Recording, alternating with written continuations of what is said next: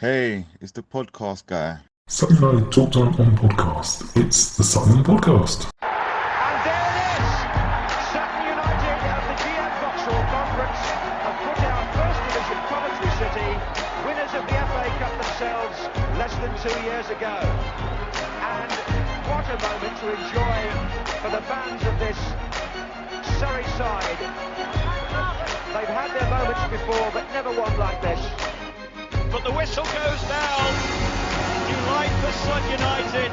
Sutton United from the National League are through to the last 16 of the FA Cup. No longer English football's perennial non-league club. A 123-year crescendo reaches a new peak for Sutton United, who are promoted to the Football League for the first time. Hello and welcome to a very special Greet The Gaffer episode of Sutton United Talk Time and Podcast. I can't use Meet the Manager because that was done the other day, so we're going to go with Greet The Gaffer. We're in association with Lucky Star Gin as always. If you're a regular listener, thank you very much. I really do appreciate it. And if you're new, very welcome. I hope you stick around. I'm your host Mike, and with me today we have got Chris Agutter, or Aggie, I believe you prefer. Don't forget, we love hearing from you. Join the conversation, stay connected, share your thoughts on the episodes. Let me know what you'd like to hear, what you don't like to hear. My voice is a given, so sorry. But you can find us on all social media platforms at Sutton Podcast. Likes, shares, and comments really help us grow. Before we get into it, Chris, I want to just say a huge congratulations to our ladies teams who won on penalties yesterday in the FA Cup against Brentford, who were previously unbeaten this season, and they're now qualified for the second round of the FA Cup for the first time ever. Well done, Lucy and the team, and no pressure heading into Saturday. Chris, thank you so much for joining me on Sutton United Talk Time on Podcast, the number one Sutton United podcast. How's your day been? I know you've only just got home. Yeah, no, thank you for having me. I really appreciate the opportunity to come on. So, thank you. Day's been good, full on. Literally just walked through the front door to talk Sutton United. So it's all good.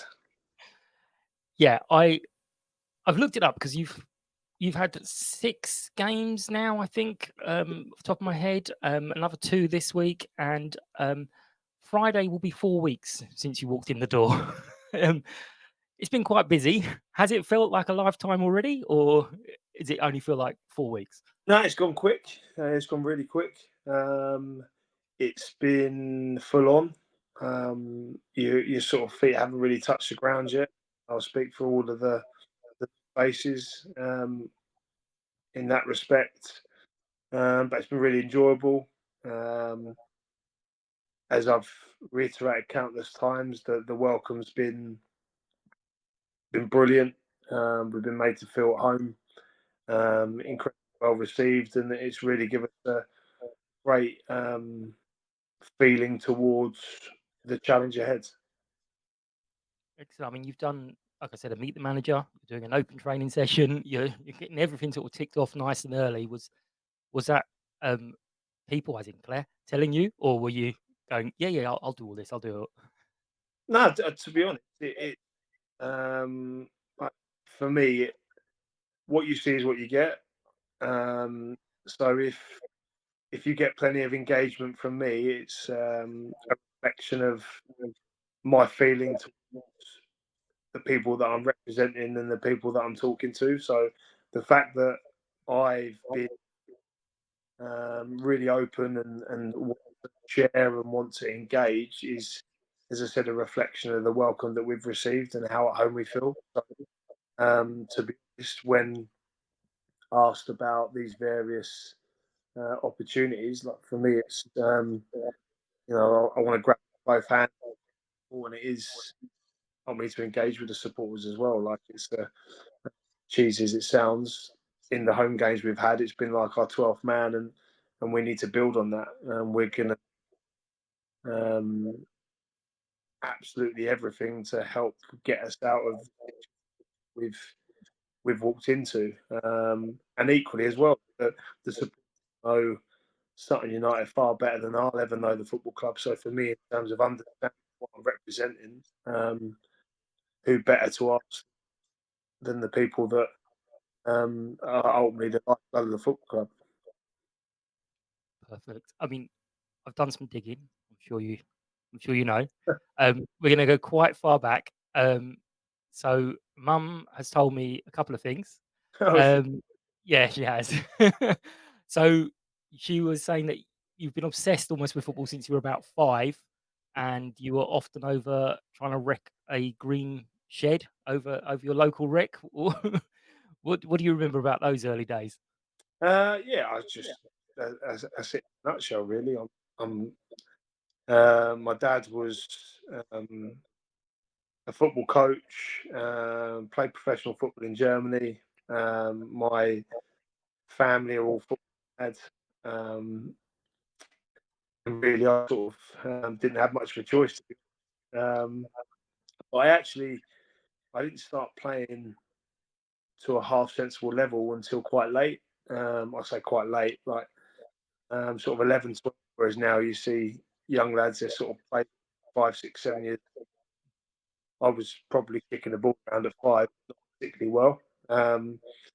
And really, I sort of got into football more seriously around 11, 12 and done all right. But yeah, the green shed, that was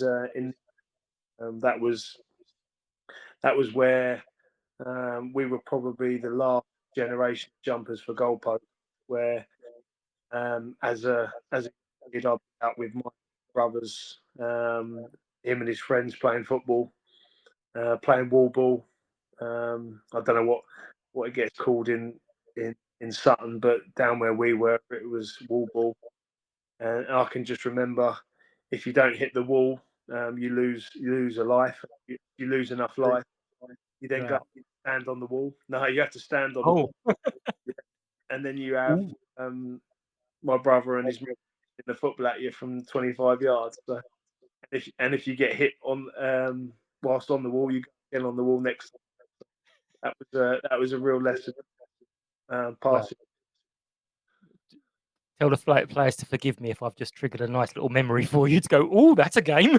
I, incredibly traumatic as well for me. So thank you for that. I used to do thing for the Sunday team that I used to do is I used to play basically British Bulldog type Yeah, thing with a football with one person in there. And if you hit someone with the ball, they joined you with a ball, and it ended up people being quite vicious, but yeah. they didn't realise they were practicing their aiming while they were doing this. So I was like, go on, go for it. Um, you've kind of given me the answer to this already, actually, because your mum said you and your brother were organising tournaments with other kids as well. And I was going to say, well, where's that come from? But you mentioned your dad was a coach. Yeah. Is that where it came from? Where you're kind of being the organizer? Did you know you wanted to be a coach from a young age, or? No, not really. I just um, loved the game. Really, it was a release for me and my brothers. Uh, It was um, as I said, there was less distraction in terms of technology and bits and pieces like that. So for us, it was um, as soon as you get home from school, if you went to school, um, and can we get out with our mates and play football and basically play until it got incredibly dark, and then we'd still have a go at football and get in trouble with our parents. Really, that was the big thing for us. So it was football or nothing. That's what it felt like. Hmm. Yeah, it was a brilliant set for us, and yeah, brilliant memory. And you sort of said you got to football late, but was your first time you got you played for money. Was it Eastbourne? There was a Yeah, story around your first paycheck, I believe. yeah. There was a yeah. I was, I think at the time I was the youngest to ever play for Eastbourne Borough first team. I can remember it was our club captain Stuart Tuck saw me play for. I had um, a particularly decent night this game that he watched, which was a rarity, to be fair, because there wasn't many good nights. That was one of them, and I ended up get an opportunity to train and break through to the first. And but because I was based, sorry, I've lost you. Because we were based in Ninfield, which was more of a rural area. You get the old farmer, a country boy label thrown at you. So I can remember getting all sorts of stickers. With your brown envelope, you get a load of cauliflower and carrots, all that sort of stuff. Getting pelters for that. Yeah, that type of. I was told chickens. Honestly, it was, you name it. It could have some sort of farm produce. It would have been on there. Yeah. And which team did you support growing up? Arsenal. But still do, I suppose. Say again? Arsenal. Oh, no. So would you say that influences your coaching style, the way Arsenal play or played at Wenger when you're growing up?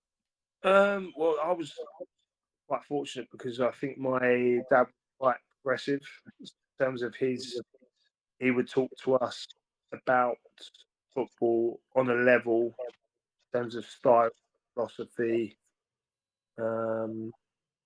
brand of football. He would talk to us very much, I think, probably ahead of his time. He would talk to us about Johan Cruyff, Dutch football, Reece Mikel's total football, that brand of football. And so when Denver joined Arsenal, Mark Overmars, there was between Dutch football we'd been told about, spoken about so highly from my dad's perspective, and then Arsenal, and that was probably the biggest, is that link to beautiful brand of football that looks so different to the more traditional up and atom brand of English football. That was probably a big influence on me in terms of. And were you at the game when we played Arsenal back in 2017? No, I wasn't. I watched it though. Did you? Okay. Yeah, yeah. I wasn't one of the people that put a bet on the pot. Done. That was so. I mean, I love Wayne, but that was so disappointing. So disappointing. You went into coaching quite early. Yeah. Into Brighton's academy, was it first? So it was. I actually went into coaching when I was Clara. So the first team coach ran a private soccer school, and basically up my money for playing.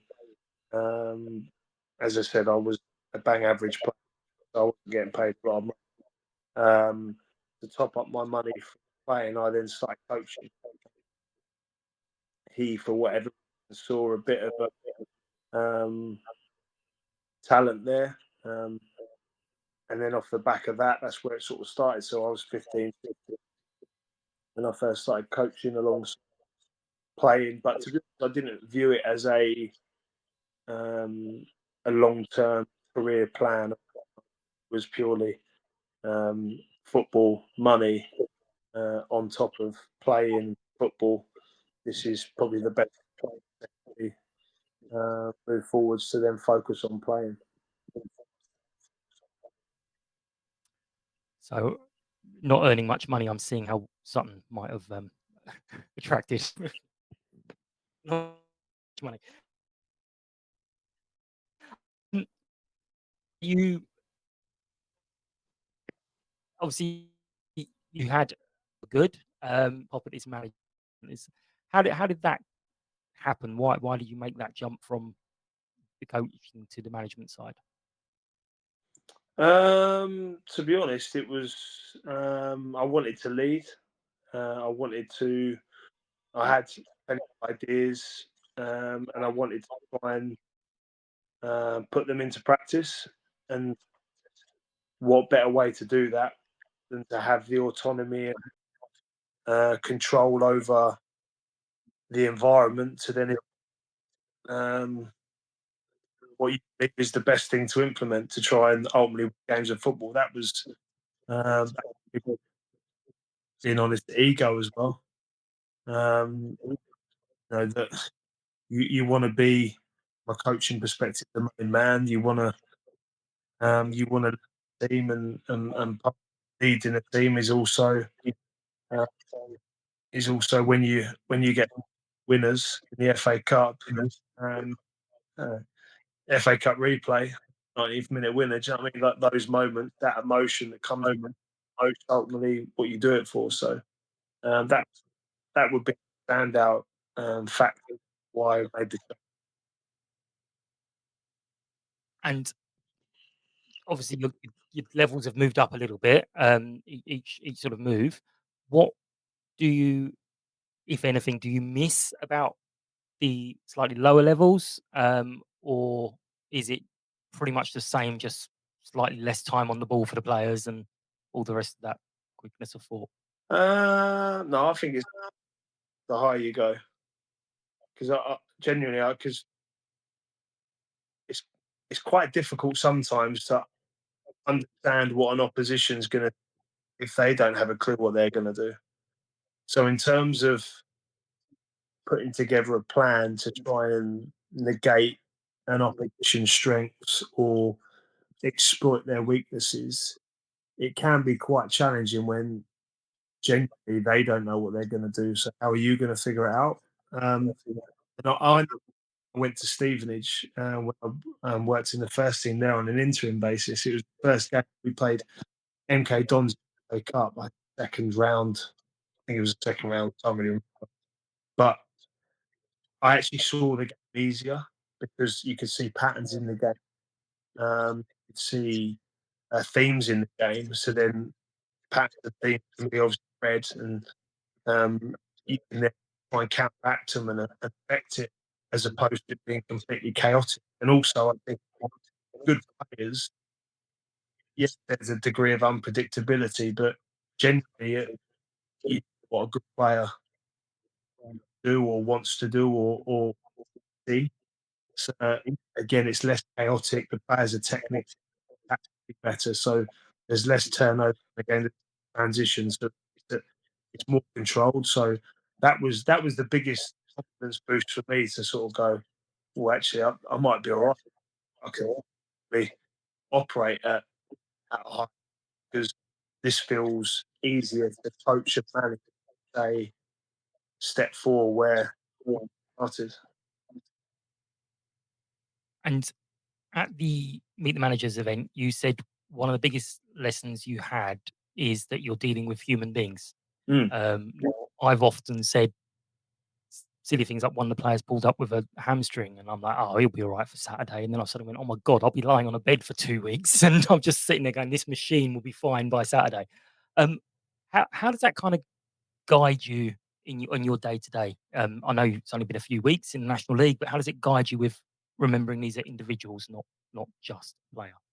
I just feel just what you see is what you get, really. Like for me, I'm the same whether I'm talking to my next door neighbour or I'm talking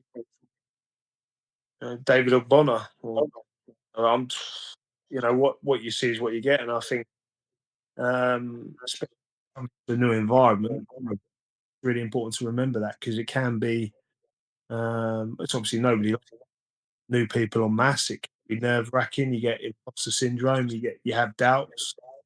Um, but ultimately, when you strip it all back, you go, this is a bloke that's slightly better at football than the other set of blokes that we were dealing with. That do you know what I mean? It's on that level really, and I think if you can look people in the eye and be straight with people and be honest and give your opinion and ultimately be authentic, I think that's the best way to communicate, manage, and lead and get the best out of people. That for me is would be the um, standout idea in everything of how we manage people. I'm now envisioning you screeching in joy at your neighbour putting the bins out as if David's just scored a goal. That's the image I've taken away there. I did tell my neighbour about Will Tizard's 19th minute win. So I'm sure. I did borderline knee slide on the ground out the front. So yeah. Hope you weren't like tats. Hope you were wearing trousers. Yeah. You've also mentioned that the younger generation, this new batch of players coming up, they are they receive feedback differently.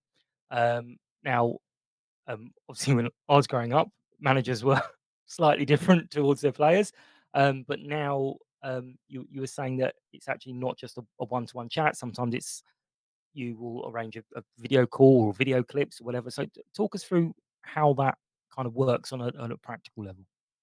Well, I think just on a starting point, the important thing is having a connection with people and building rapport with people. Because I think that if somebody knows you're coming from a place of care, I think then that opens the door to lots of different feedback, and that also includes not sunshine and rainbow.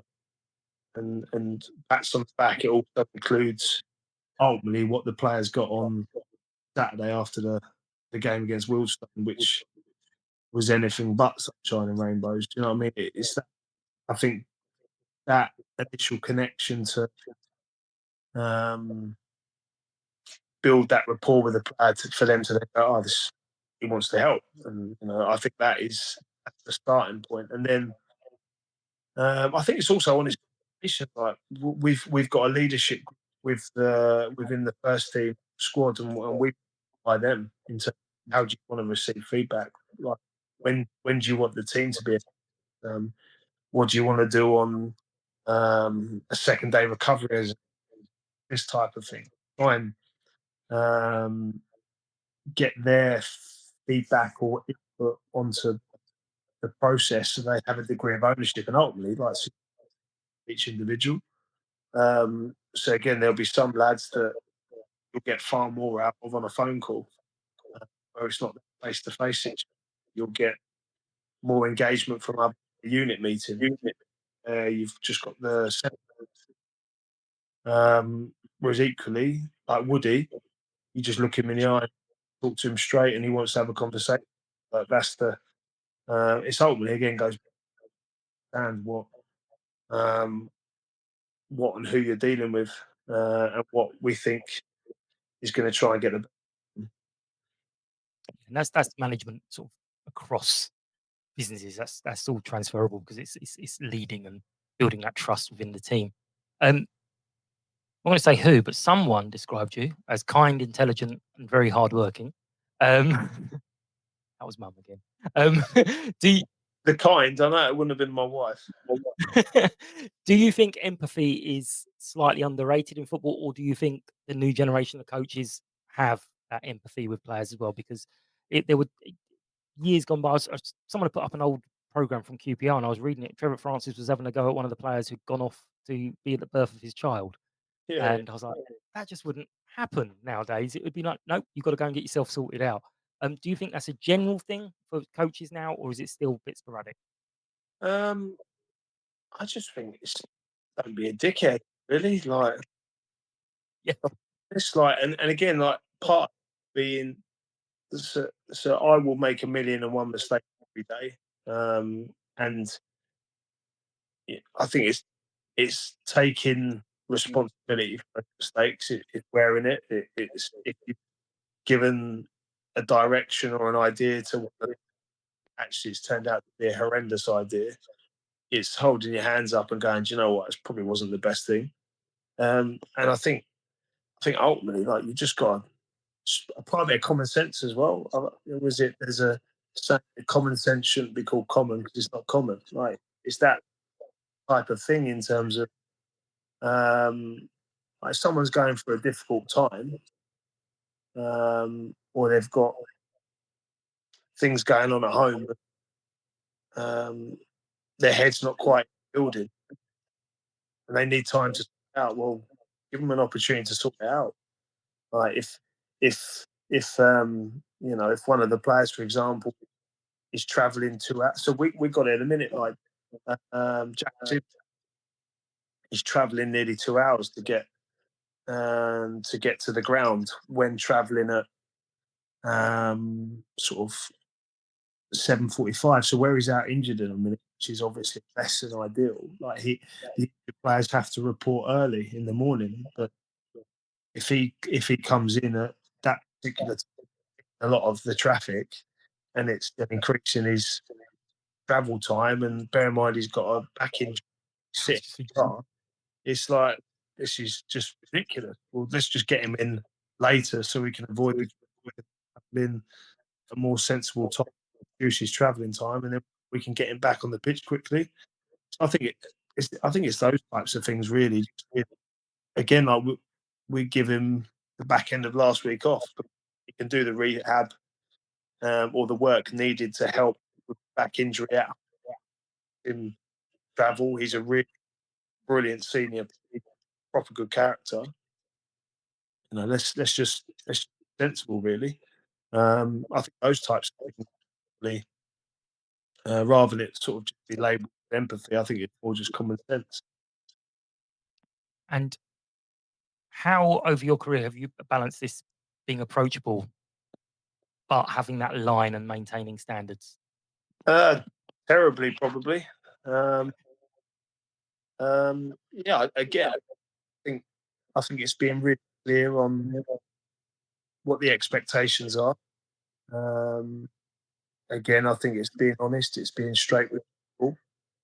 And ultimately, again, it goes back to that initial connection with people. I think if you've built rapport with people, then you can also look people in the eye, and when they show the standards and expectations, you're in a position to make it abundantly clear that they're not quite deliver.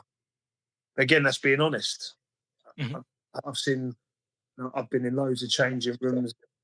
I've been in loads of coaching setups, and I've been support staff in certain environments where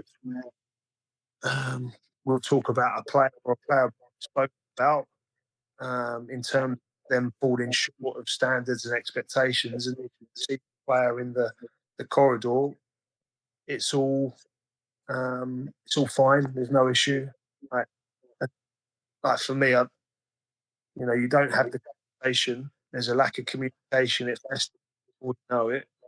The players being put on the transfer, no idea why. Opposed to, we've got an issue, or you're falling short of the standards. Just talk to people, Mhm. and then you have that community doesn't fester, and things get cleared up far more efficiently and effectively. Yeah, it's about that. You're falling short, but here's what you can do to improve, and this is what I'd like you to try out. And obviously, sometimes, so you ask me to do things, I might try. I'm not going to do it because I'm rubbish, but it's allowing people to have that chance to go, okay, this is where I can improve, rather than just that shutting out business. Well, I think it's the clarity again of expectations. So people don't know that they're falling short, don't know the expectations. Mm. So I think it's really importance of this is what we do. This is what we need to achieve at Sutton United Football Club. This is what is to achieve it. This is your role. This is let's go. And then I think feedback that's relevant to the individual, honest feedback, a two communication as well. So I say to the players all the time, having something say it. Like, that's part of the development for what incredible young group is. And we saw Saturday, we lacked leadership, we lacked personality, we lacked a bit of courage in those moments to go and 4-1. And we went into our shell, and we end up going self-preservation mode, and it's almost like a 4-2 loss rather than the alternative where that game was 1-3-4. If we just put our foot back on the gas and back. Mm. It is odd because obviously, as I say, I pay to watch football, so that's my knowledge. But you can see it sometimes. You feel like, why are we dropping? Why are we not doing the same things as we were doing? And it just happens because, yeah, you got that lead, you want to protect it all of a sudden, but that's always going to come back and bite you. I mean, there'll be another time it works perfectly, and everyone going, "Oh, brilliant, brilliant! It's the greatest thing ever." But you can't win with football fans.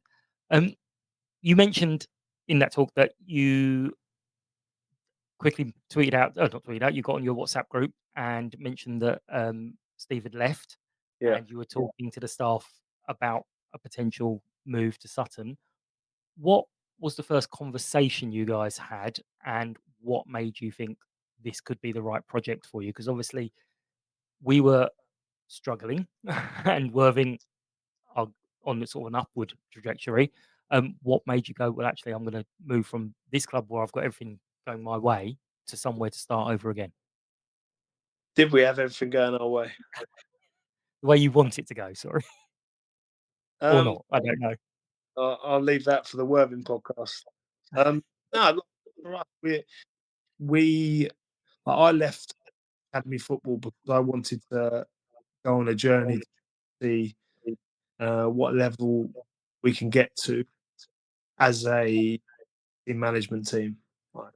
We made we could have stayed at Brighton, or I could have stayed at Brighton in a comfortable job, in a very good job, surrounded by the best facilities in the country with brilliant people, and probably had a job for 20 years, but it wasn't fulfilling me, wasn't giving me what I needed. So I made it a get back to first team football.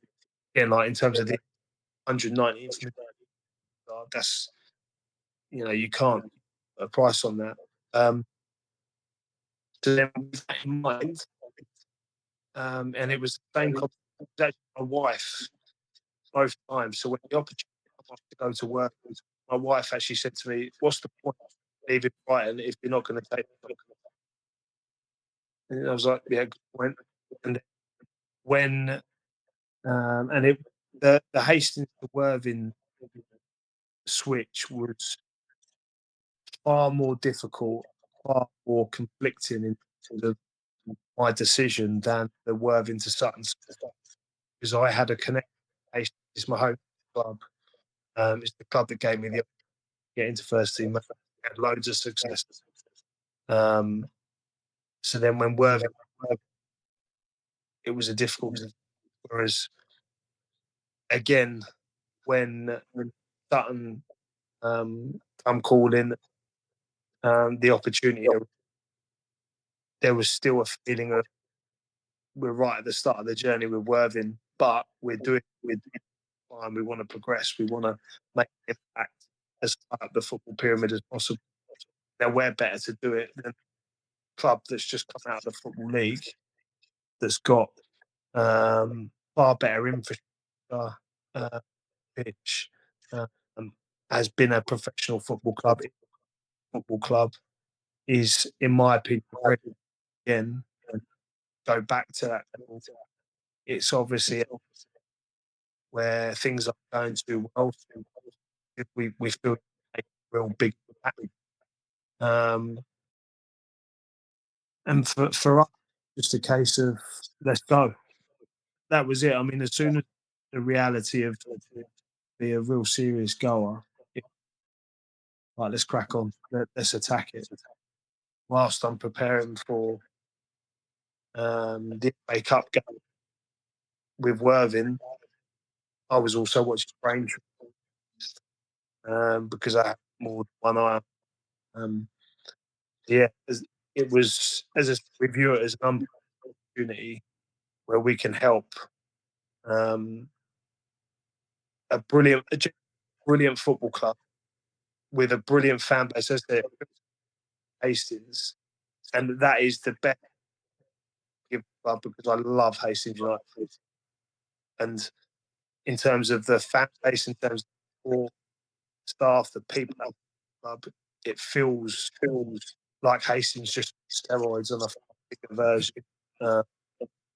And for me, it ticks every box in terms of what we want to do, and the platform for us to then showcase at National League and hopefully higher with the football club. Yeah, I mean, I suppose jobs don't always become available with everything nicely wrapped up in a neat bow. There's always going to be some reason why the job is available. And what I'm hearing here first is pre-season friendly at Hastings. Yeah. um, Yeah, there won't be one at Worthing. Don't worry about that. you said part of the attraction was also the club's due diligence, and you said it was it was really positive and in the alignment of style and beliefs. What do you think the core of that is that unites you and the hierarchy about how football should be played? Well, the football club have made contact with myself based on type of football that we produced over the past 2-3 years, first team football, and that's the representation of what I believe in. So if the football club is showing an interest in us because of the type of football, obviously winning a lot helps, but the manner of how and when the club, from a data perspective, the metrics they're after the type of football they want to play, and how that aligned with the football that we'd helped produce. Brilliant players, by the way, at Worthing and previously at Hastings. That for me is the best vindication of we're on the same. Let's crack on and let's move forwards together. You also said the toughest interview question was, "What happens if it doesn't work?" Yeah, And your response was, it will. "It will work." Yeah. What gave you that confidence? And has anything changed that confidence in the last 3 weeks?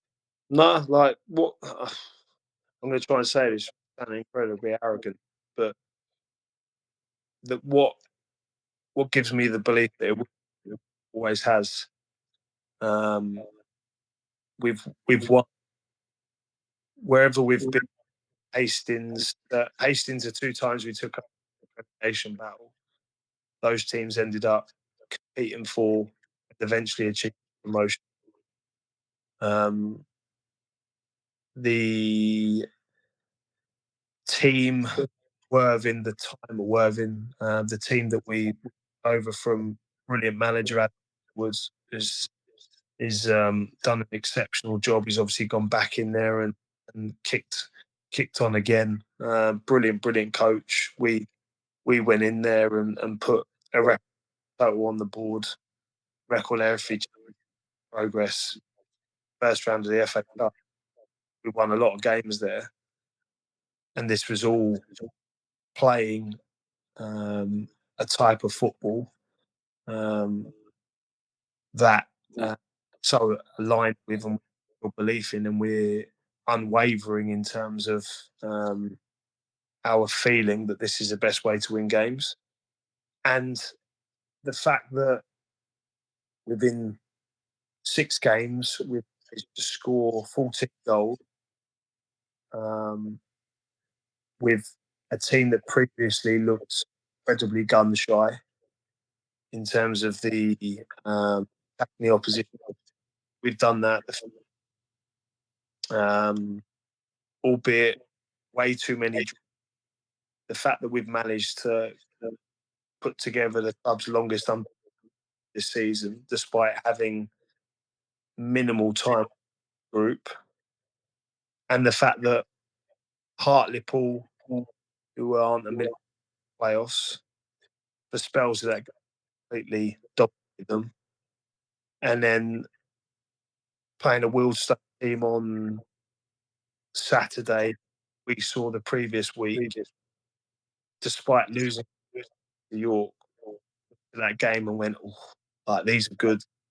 They were very good. And obviously, York are right there, benchmark level.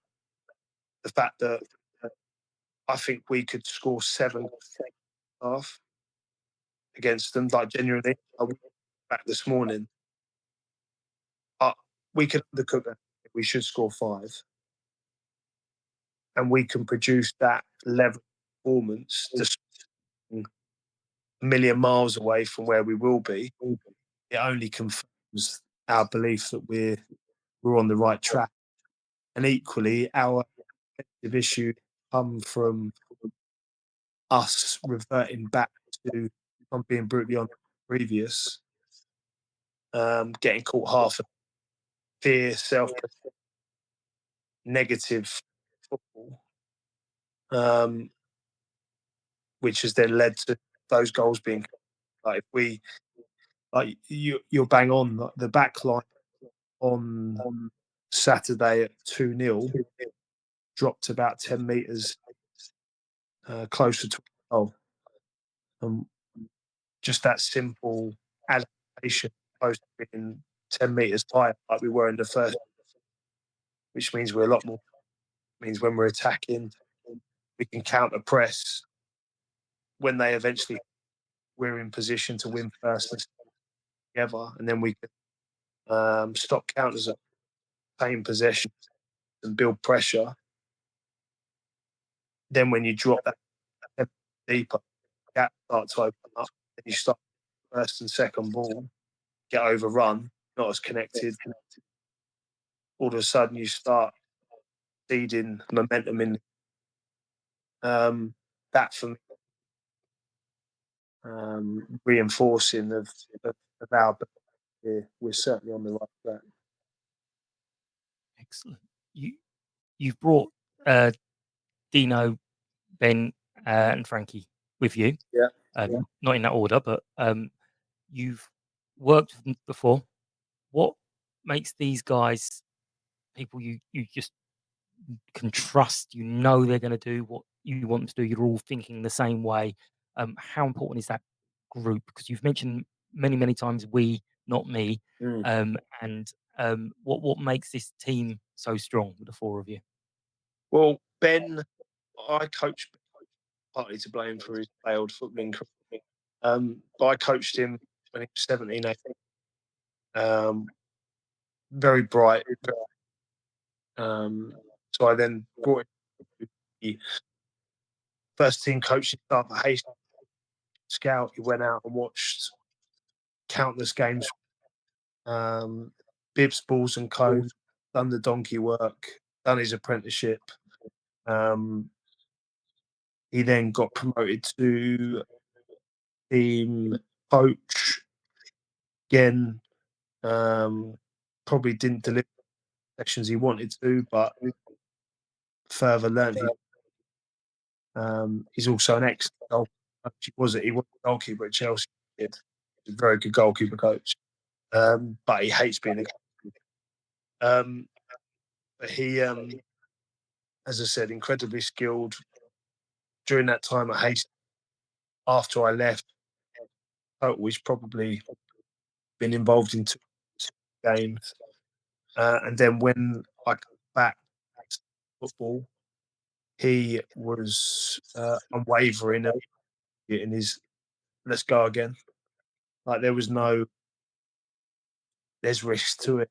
No, could probably do a bit in terms of football, because as we all know, first about as stable as whatever is incredibly unstable. Like it's not the most secure job in the world. He was unshakable, and he was like, "Yeah, let's go." And the trust that he sort of showed in me and belief in terms of what we wanted, that meant a hell of a. Yeah, as I said, it brought up on some of the ideas, his own ideas. He will tell me when I'm talking rubbish. He's got a real eye for the player. Again, he's a proper good human being as well, proper good. So he's someone that, it sounds a bit cheesy, but you'd have by your side when you go to wars. You know? I know he's with us. And Dino, I tried to sign towards the back end of his career at Hastings. So I tried to drag him. I would say he's local to Hastings as well. got a lot of mutual friends. His boy was at Brighton. Would often cross. I was coaching there, and then he was at Worthing. He was part of the team that lost the playoff. Done a great job in the team, taken over it. And so then we went into Worthing. Dino, he's one of the best. I'm lucky he doesn't want to, because if he did, he probably job. He's magnificent. He's so humble, down to earth, honest, incredibly knowledgeable, unbelievable around the place in terms of his energy.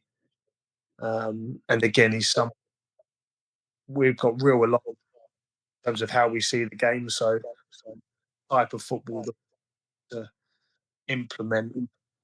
That's not me, Dino, BC. That's us working together for a period of time, and basically playing all the best bits into melting pot and winning loads of games football going that way. Like that's great value for money. I'll pay to watch. That gets the fans. That means we score late winners, we win games 5-1, etc. Like that type of thing. So it's very much a collective approach in football that we're trying to implement. Frankie was the intern of coach who's probably the best to work with. We tried to tap him up. The draw of Worthing, he was brilliant. He done a fantastic job with Frankie's brother at Hastings as well as the coach there. Young, bright, really switched on. Called him from brilliant people. Again, he knows what he wants, so we obviously don't have a lot of time to get people up to speed. We need to improve the physical outfit. He knows what we want. So in this time of transition, even better if you've got people crack on with it, to sort of manage and make sure that You've mentioned a couple of things about the sort of philosophy and the way you want to play and so on. You set like a target. You're talking about the distance covered and the physical output. How I'm not going to pin you down and say you said it's going to take this long, but how long do you think it's realistically going to take to get everyone up to speed? Are we talking pre-Christmas, post-Christmas? Oh, pre-Christmas, they're getting there already. Like that, what you've seen at Hartlepool for 20 minutes, and we saw Willstone for 20 minutes. The challenge for us, the 45s into 60s, and then 60s into 90s. And part of that would also be recruit players that have probably been given better physical base, as brutal as that sounds, outside the building, who can help speed that process along. And you've also said the best way to defend is to have the ball. Obviously, you weren't a George Graham Arsenal fan because the best way to defend was it's in the stand. But how quickly are we going to see? I mean, it's a confidence thing, I know, with the players being confident to have the ball and not suddenly go, "Oh God, I don't want it." But again, is that a process that players are going to be able to make a mistake or two, or do you feel this is something that might need a tweak in personnel as well as coaching? There's no doubt at some point this lose the ball in our 6-yard box, 2,500 Sutton supporters disappointed and frustrated because the opposition had just scored. But the alternative to that is we saw against Wildstone from 2-0 to 3-2 where we ended up with clear, playing low percent, playing with fear, and we essentially lost that hill. Whereas what we saw when we passed the football, played with courage, made hard runs, we played passes all the shape to then create forwards. What we saw was us dominating the ball and creating chance, and 2-0 up could have been 3-0 up. So, in terms of the players being out consistently, they're getting there. I mean, today was the best I've seen us on the. So we've obviously got lads out on loan. Quite open about the fact it's the biggest squad. I mean, there's nearly 50 players in the building. It's just waiting. I'm not a good enough manager to keep people happy. When you've got 10 players outside squad, that's not a recipe to squad morale, player development, win games. I've never seen it work. So lads out on loan, we've cleared a little bit. We've had a bit more quality today. That quality over quantity approach, that's starting to live today. But we will all play again. I mean, ultimately we got to win. Right. We can talk about back in football, play and player development. If we don't win games, I'm not rightly so. See the bigger. So what really important is we the group to help us win. Also, then to get the time to implement our way of playing longer, which again raises the thing of the players, the group whole, and then with rather than sitting where we are in the league table now, talking about the other end of the spectrum where we get back into the football, which is obviously. You've mentioned a couple of things here. Didn't want to talk specifically about certain players because I don't like doing that, but there's two in particular. So you called Hayden back from loan, Yeah, straight away, and one of the things was you said that he was a glue and he was a leader. What makes you decide that kind of thing about someone so quickly? I know you were aware of him, but I don't think you've actually worked with him before. just so obvious. It was just so obvious. He come in and trained Salisbury, where he was on loan. Didn't have a training session till Thursday, so he asked to come in and was one of, if not the best training pitch. You're sort of thinking, where's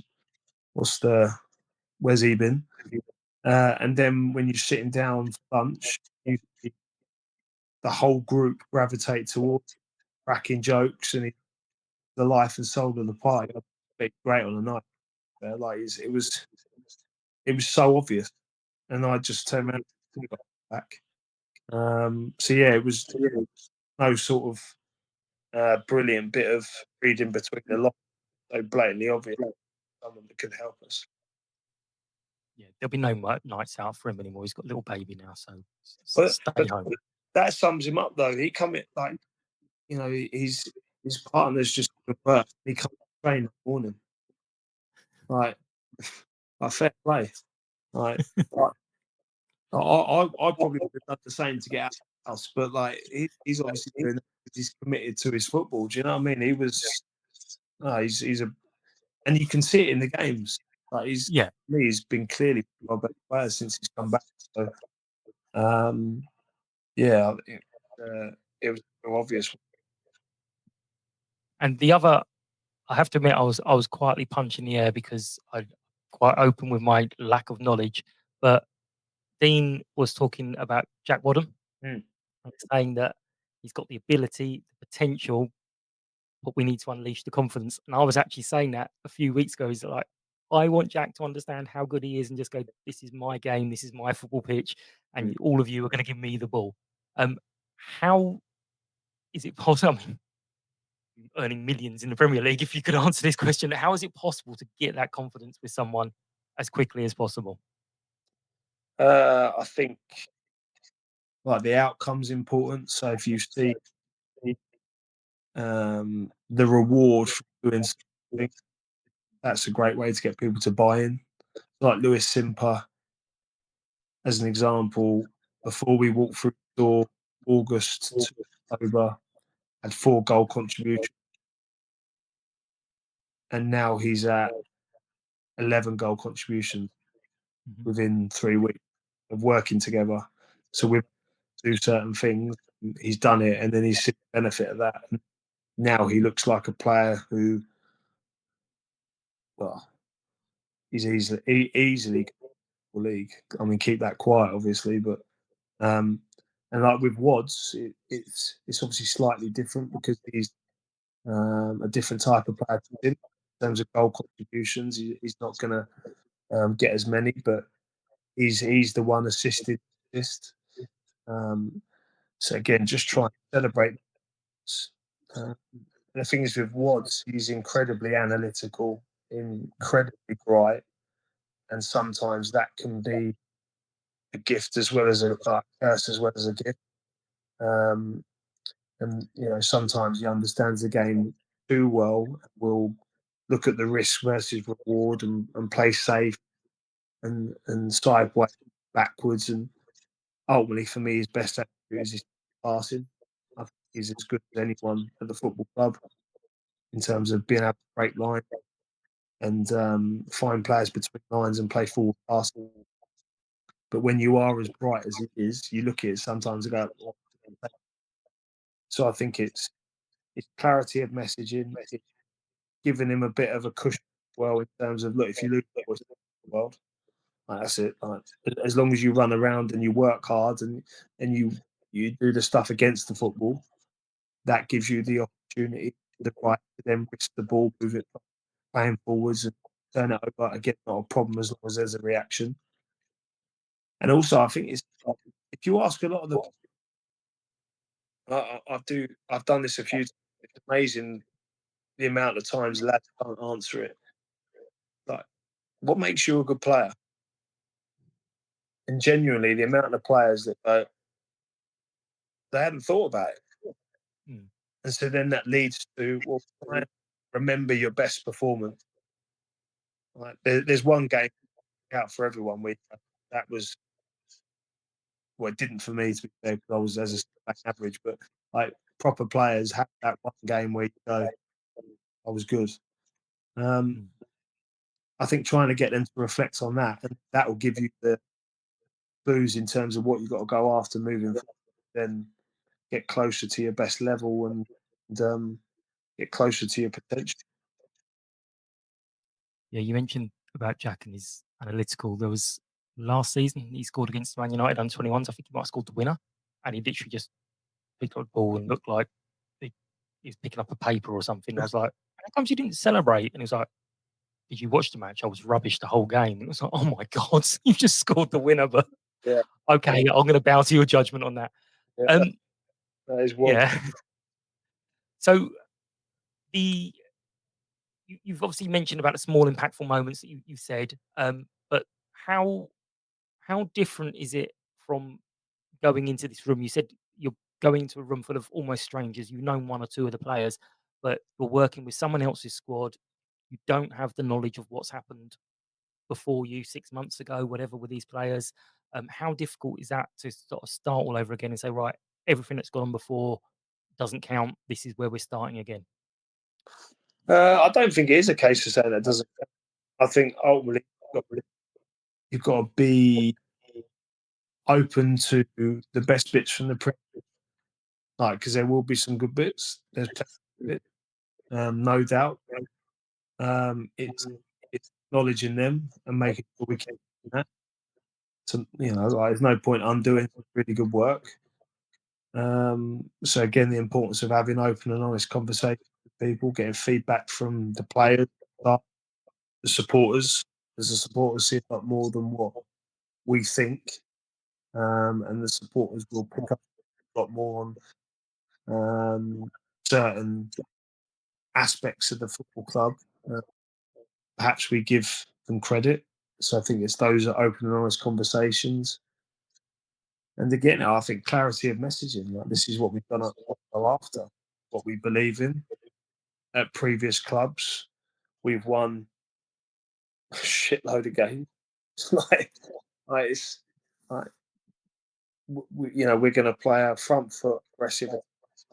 Who doesn't want to do that? And again, I just be really transparent and consistent with, and ultimately, like, I don't think people.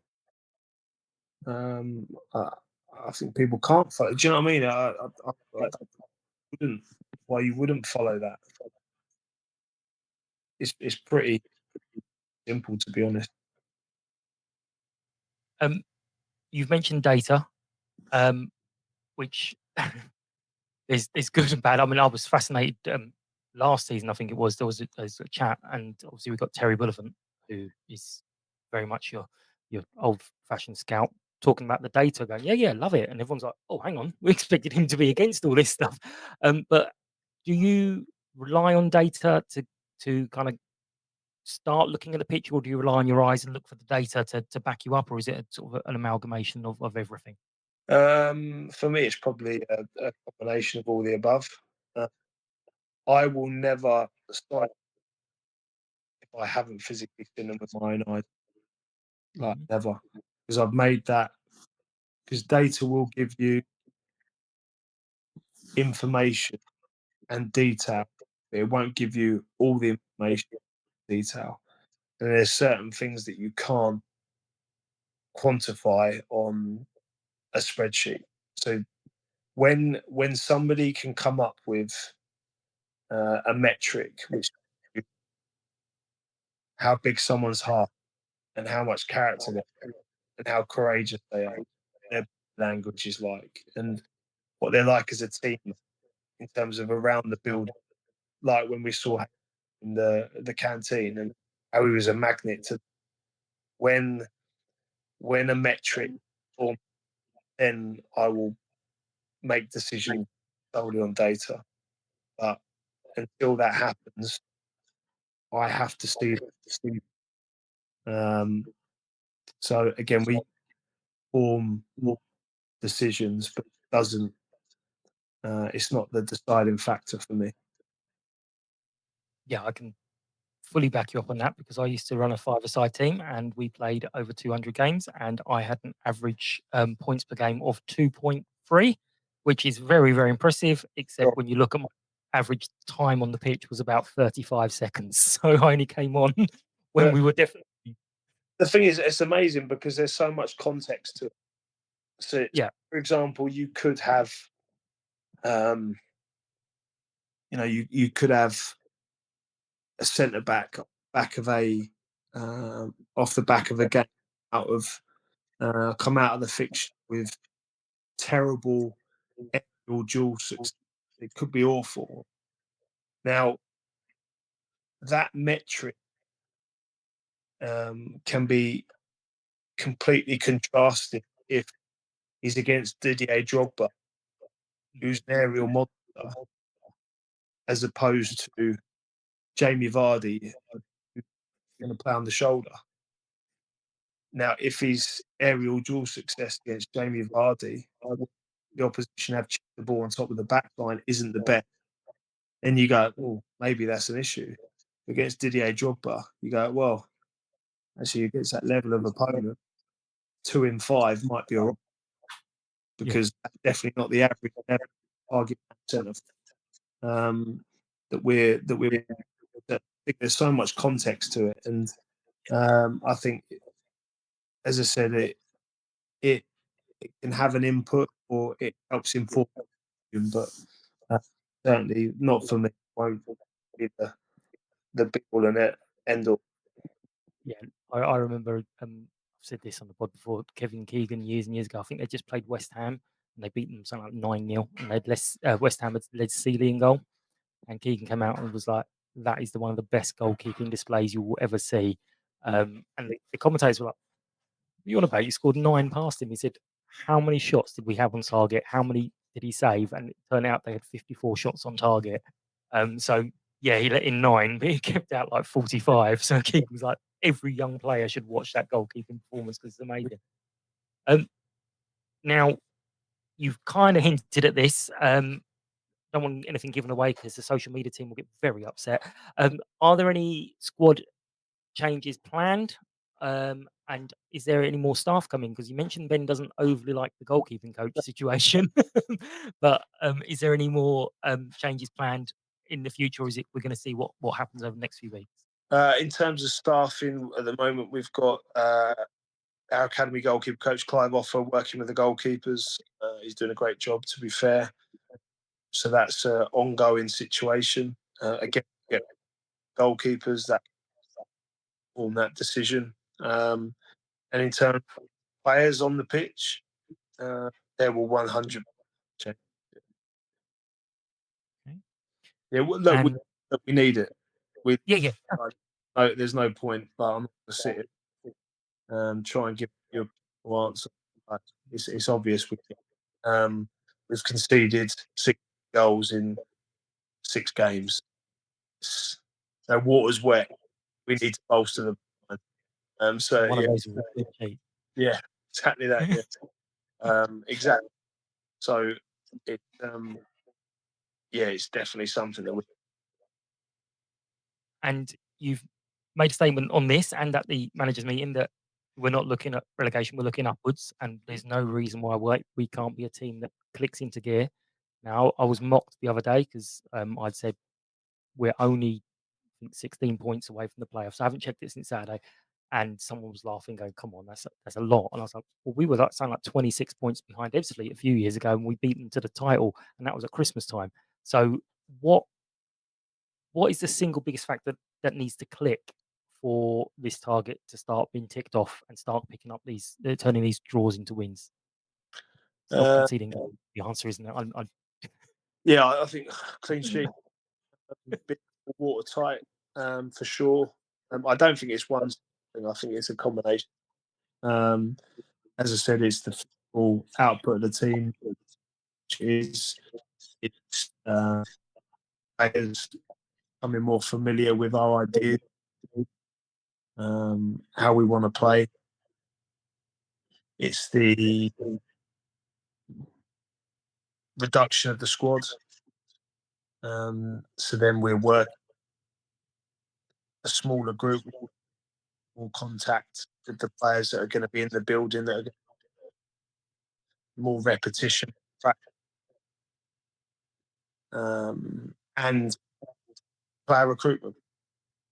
We need help. We're not where I have a real belief that amongst there is a very good team in there. There is a very good team. How long that's going to take that to be as confident in their capability as what I am. Like how they can sort of realise themselves. The Gaffer's right. Oh, very. And then that will then lead to when you're 2-0 up, not dropping off and that. How long that takes, but in the as I said, process up, adding to the group, and again, like I said, conceding far too many goals. Now, do that as we need to maybe adapt our. But I do also look at goals scored in 6 games. We don't want to do is adapt our approach. The bits that have been very good. Has been some very good bits. So it's doubling down on what we believe in, and ultimately, it's if the personnel in the building can't deliver the expectation, can't change the people. And so, from as a team, and the team is producing some really good stuff. But in every game where we've given up some horrendous stuff, so that would be the longest one factor ever in terms of help us climb. Right. I need to be clear. I can't do this, but if I could give you 3 immediate wishes across the club, not just on the pitch, what would those 3 wishes be? Oh, that's a hell of a question. Don't know. Do you know what would be nice? I've walked through the door back in June 2025, where we had a pre-season and 7 weeks to give us a lead into the National League campaign. That'll be a big one. Warm showers? No, that's right. The showers are warm. Oh, okay, they're fixed. It was gold. The dryers are as well. They got fixed. Yeah, do you know what? We're really enthusiastic about the situation. We're really we view it as a real opportunity. So that's a draw. Right. We'll come back to it another day. Yeah. And this is such management speak, and I do apologise. What would success look like 3 years from now? So we're sitting down to talk 3 years from now. What do you sit back and go, that was successful? Is it your style of play? Is it the results or something different? League Two. Yeah. That would be it. Yeah. Excellent. Now, here's some quick fire questions. There is no kind of rhyme or reason for these, so it's just what people have asked. Okay. What manager, past or present, would you like to sit down and have a coffee with, or something stronger? It doesn't have to be coffee. Well, can I pick 3? If you like. Johan Cruyff, Terry Venables, and Diego Maradona. Oh, blimey. That's a pie, isn't it? Well, the Diego Maradona one is as much party as it is football. Yeah, absolutely. Yeah. What's your preferred holiday destination? Yours, not your wife's. Yours. We went to Penang in Malaysia. That was amazing. So I'd definitely go there again. And what music are you into, and does that get played in the dressing room, or do you have to listen to whatever nonsense? Depends on the mood, you know. I've got quite a broad taste. I've been quite a lot of music recently. I don't know, it generally depends on the mood. Like match, I've been for a bit of Clearwater Revival on into. I like that. Yeah, it's all over the place, to be honest, because I'll also listen to. Yeah, I'm with you. I've got ridiculous like grime music, and then it slips into Irish music and, and all sorts. And I'm like, this is the weirdest Spotify list ever, and I realise it's mine. So, Billy Joel to Storm's same playlist. yeah, absolutely, yeah. I think it should be favourite meal, but they've put it as death row meal. I don't know why you're on death row, but there you go. Yeah.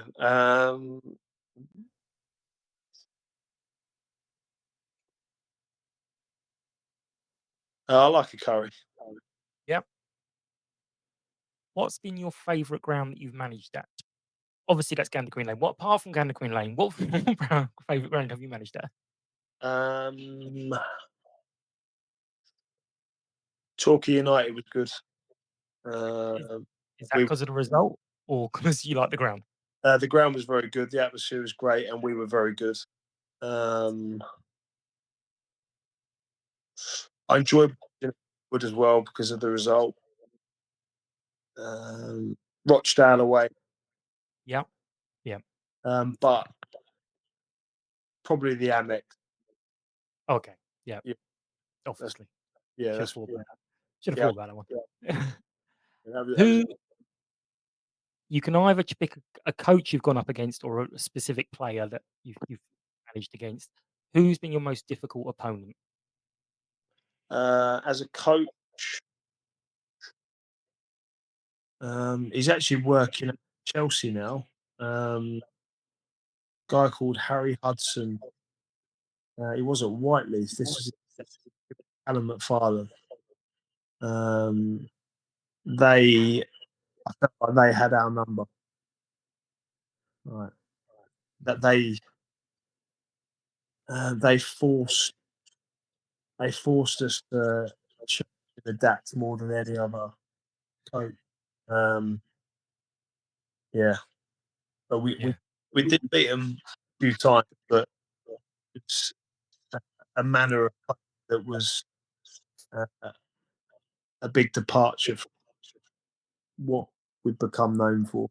But that's an important point because I'll do whatever it takes to win. Like, Yeah. genuinely, that is the basis of our approach. Is we believe it's the best way to win. If we felt 80 yards and squeezing and picking up first and second ball and is the best way to win loads of games of football. So we ended up having to do that. Harry's teams. And in terms of player, do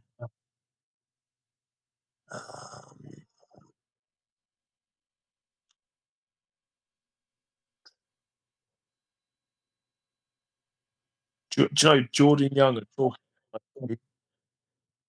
Like every time he was at Yeovil as well.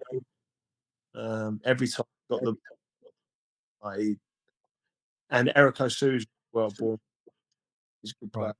Right. They're the sort of players that when they get the ball, there is the position manager thinking, this is a problem. You're going to like this one. Why don't we leave anyone up for corners? It's a good question. But to be fair, it's a competition with amongst the staff because I'm constantly checking and challenging the best strategy to defend corner kick, bits and pieces like that. But he got a he was on a previous coach and one of the tutors was like an expert set pieces apart. He produced data and the best to keep clean sheets to not get exploited from set pieces or through volume of players and opposed to leaving players up.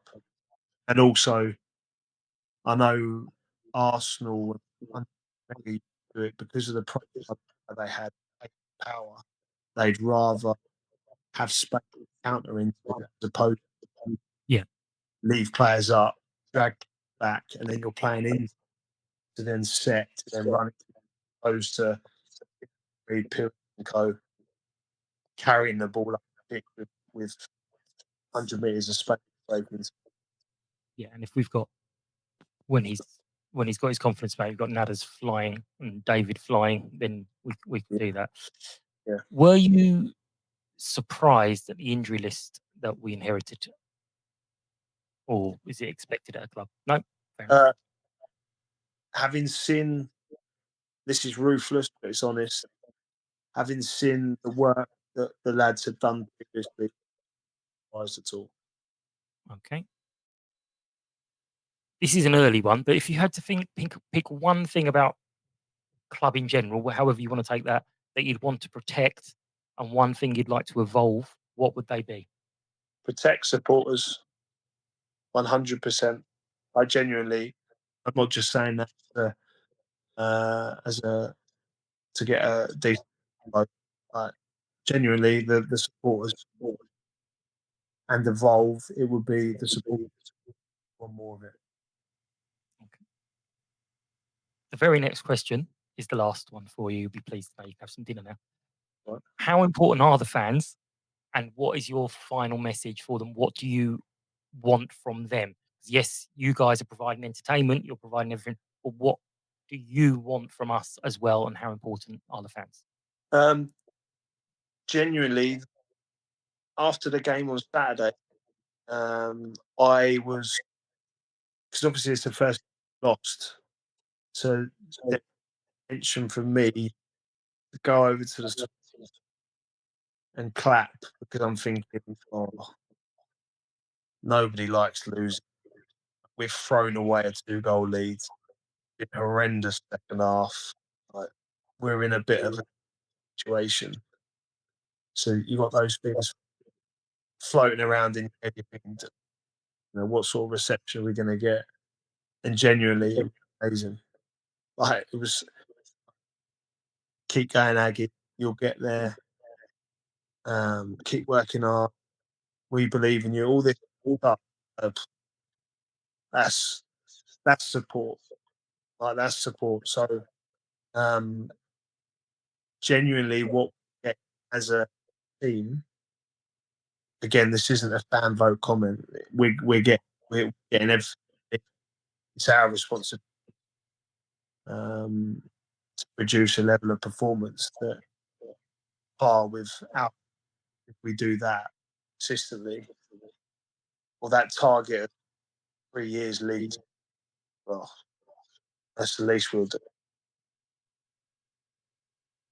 You don't want them to be making up a song for you of Aggie Do or Aggie Aggie Aggie or what, nothing like that, no? I'm sure there'll be plenty of songs. Lovely. Well, we're going to wrap up this episode of Sutton United Talk Time on podcast. As always, appreciate everyone's attention and feedback. Follow, like, and share this episode at Sutton Podcast on social medias. Subscribe, give me the little thumbs up. You know that boosts my ego. Big thank you to Chris for your time. I know you've been working hard all day. You've had a long journey home, stuck in traffic, and you're just desperate for your dinner. And thank you for the listeners. I hope you enjoyed this episode. Take care, and we'll catch up soon. Bye-bye. Thank you, Mike.